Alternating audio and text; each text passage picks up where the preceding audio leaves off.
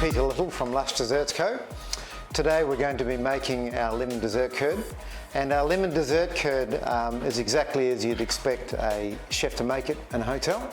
So we use butter, lemon juice, cream, sugar, all the good stuff, exactly like a creme anglaise. Curds require a lot of care and a lot of love. Well, it takes the same amount of time to make a 5 kilo pot on the stove as opposed to 150 litres.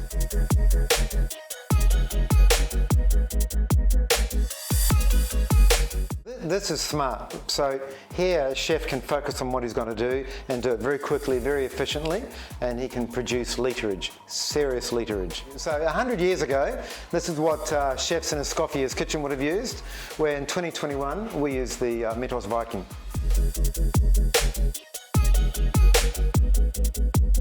Heat from the bottom to the top, we're using the maximum capacity of your kettle. Where a pot will just have direct heat on the bottom.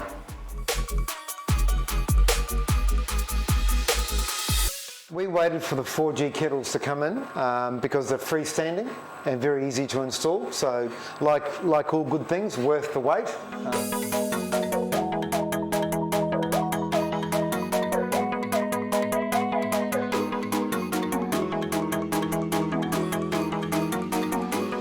That's 100% Australian lemon juice. This one's out of Queensland. So we buy directly from orchardists. You've got to think your back. So we just rest it against there.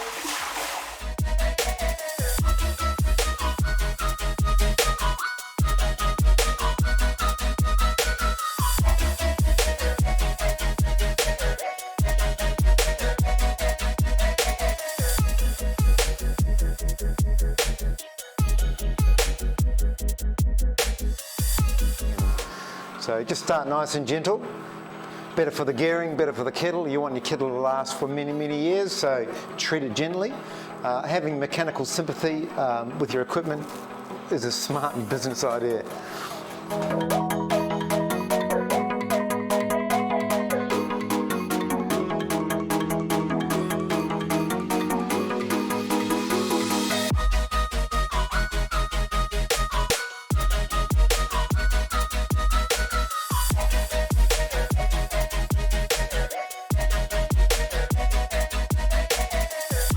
One thing I've learned is never ever decant directly from your packaging, because if any packaging debris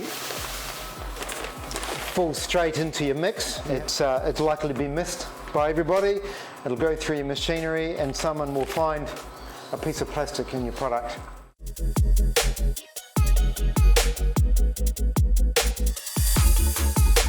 This is a weapon of mass production. Conducts the heat really well, slices through things really well, pulls it off the edge of the kettle really well, and evenly distributes the heat. And this arm moves really easily. I really, really like that, okay? Let the paddles do the work and get your ingredients into the middle. You're not doing any work, it's the kettle you're letting do the work.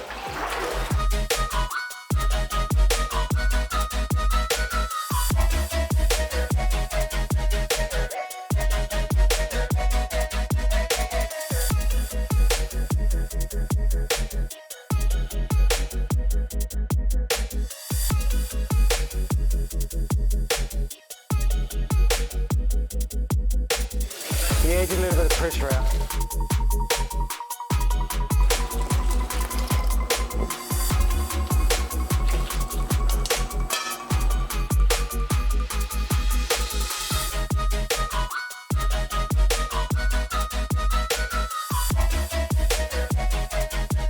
Straining everything as we go. Just think small 5 litre pot or 150 litre kettle. This is a great height. I mean, that is great. You're not going to do your backing with that. This part here is a workspace. So when you need scrapers or seasonings for your mix here, then you can just handily use this as a bench. And another thing you learn in manufacturing, don't do that. Yeah, do that.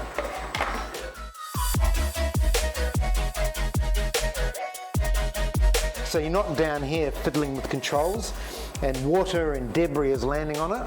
It's all here up out of the way. So this is what drove me to buy this kettle.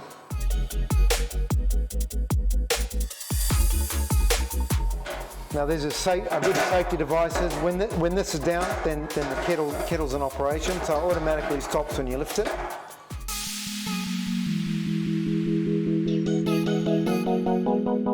To get a good bloom out of starch, you need to be in the 90s. By straining, you make sure you get a good share of your ingredients and that you catch any debris that may or may not have been in your containers and tubs.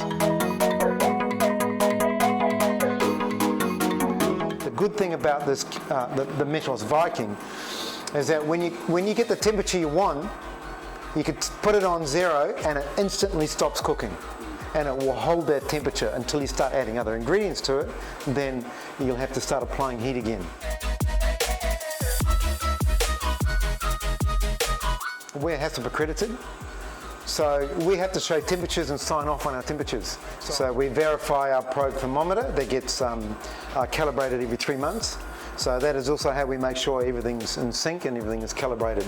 So the number there, the number here, needs to correspond to what's going on inside our curd. That's not close enough, that's perfect. And when you're working in food, perfection is everything.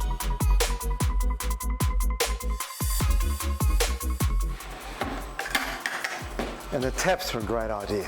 Why you wouldn't want a tap in the bottom of your kettle, I'll be naffed if I know.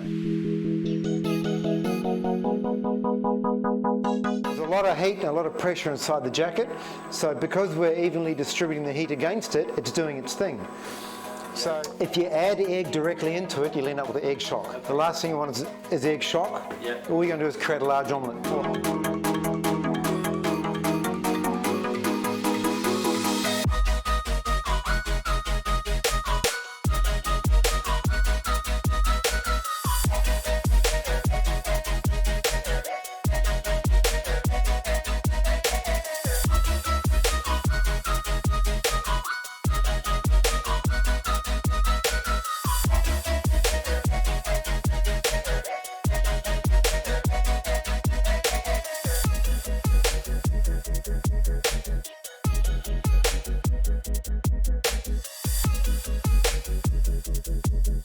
But you just slowly bring it up to temperature. So keep an eye on that.